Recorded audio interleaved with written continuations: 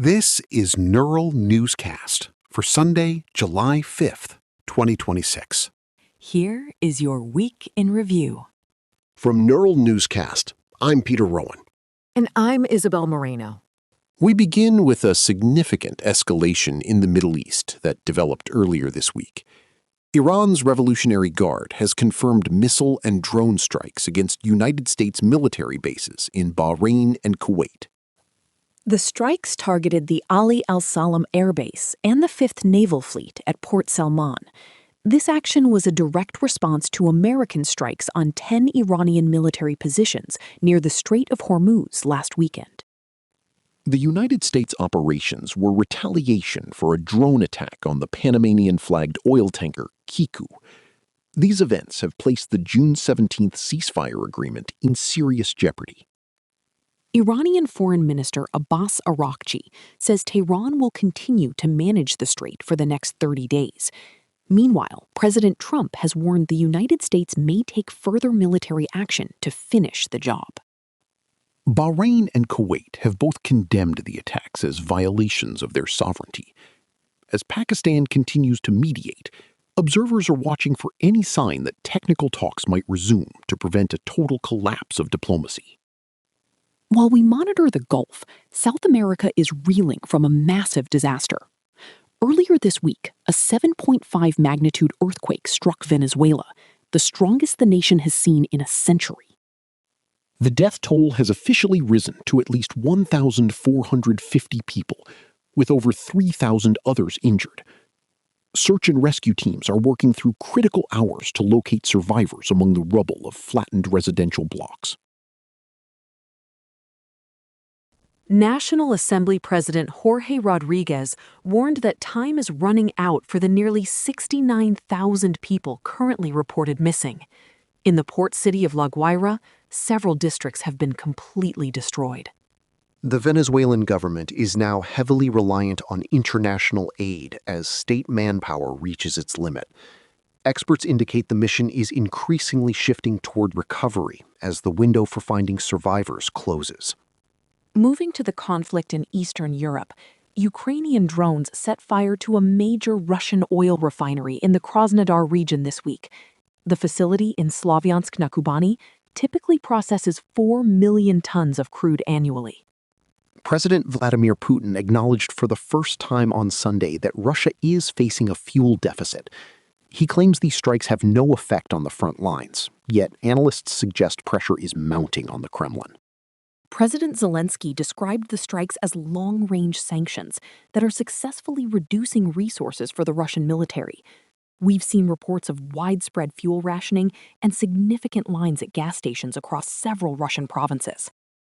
In South Asia, Pakistan carried out airstrikes along the Afghanistan border on Sunday night. Information Minister Ataullah Tarar said the operation targeted hideouts for the Pakistani Taliban and Jamaat-ul-Ahrar. The Taliban government reports that these strikes killed 36 civilians and wounded 163 others in 3 eastern provinces. They condemned the military action as a cowardly act of aggression. Islamabad maintains that regional stability depends on the Taliban regime renouncing its support for terrorist organizations. This latest flare-up breaks a ceasefire established in March and follows a period of heavy cross-border fighting. Turning to international humanitarian concerns, Amnesty International released a report warning of potential genocide in Sudan's Darfur region. The report documents systematic ethnic cleansing and sexual violence by the RSF. The United Nations noted that over 6,000 people were killed in just 3 days during the assault on El Fasher. Amnesty is now calling for the urgent deployment of an international force to protect civilians. The civil war in Sudan has already forced more than 14 million people from their homes. Global leaders face increasing pressure to intervene as investigators identify specific commanders responsible for these violations. While we see these security shifts, there were significant developments in the tech and legal sectors this week. In Jakarta, a court sentenced Gojek co-founder Nadiem Makarim to 10 years in prison. Makarim, a former education minister, was found guilty of corruption related to a procurement of Chromebook laptops. The court ruled he tailored tender specifications to benefit Google, a major investor in his former company. He has been ordered to pay roughly $45 million in restitution. Analysts suggest this verdict could have a chilling effect on young professionals considering entering Indonesian government service to drive modernization. In New York, self-exiled Chinese billionaire Guo Wengui received a 30-year prison sentence on Monday. A federal judge found him guilty of a financial fraud scheme that cost investors over $800 million. Judge Annalisa Torres stated that Guo used fraudulent funds to finance a lavish lifestyle, including a $37 million yacht. The case also brought renewed scrutiny to his ties with American political figure Steve Bannon. In India, activist Umar Khalid has now spent 6 years in a Delhi jail without trial. Rights groups describe the terror charges against the Modi government critic as purely political, noting he was miles away from the riots he supposedly masterminded. Legal battles also reached the highest levels in Washington this week. Former CIA Director John Brennan filed a lawsuit against the Justice Department and top Trump administration officials. Brennan is seeking to force the preservation of records in federal investigations targeting him, alleging he is being singled out in a retribution campaign. He is currently the focus of 2 criminal probes regarding his actions in 2023. The Justice Department has not officially commented on the probes, though a spokesperson called Brennan's claims of retribution ironic. The case has been assigned to United States District Judge Gia Cobb. In a major domestic policy shift, the United States Supreme Court cleared the way to end temporary protected status for over 330,000 Haitians and Syrians. This decision allows the administration to terminate the program by next week. Health policy experts warn this is a looming disaster for hospitals. Nearly 21,000 Haitian status holders work as nursing assistants, and their removal could exacerbate a critical nationwide nursing and physician shortage. The Department of Homeland Security has signaled that employment documents for these individuals are set to expire on July 10th.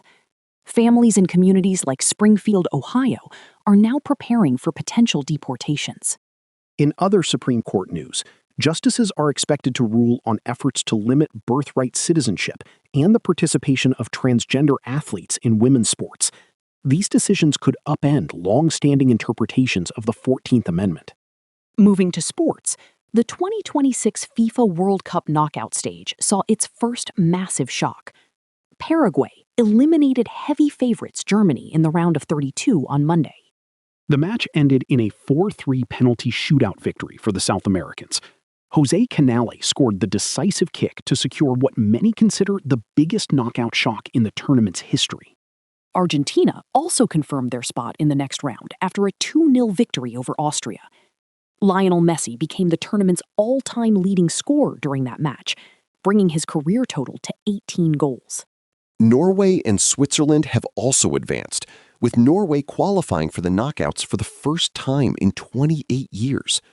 The round of 32 will continue through the end of the week as the single elimination bracket takes shape. In Southeast Asia, a tragic accident in Thailand claimed the lives of 9 Buddhist monks.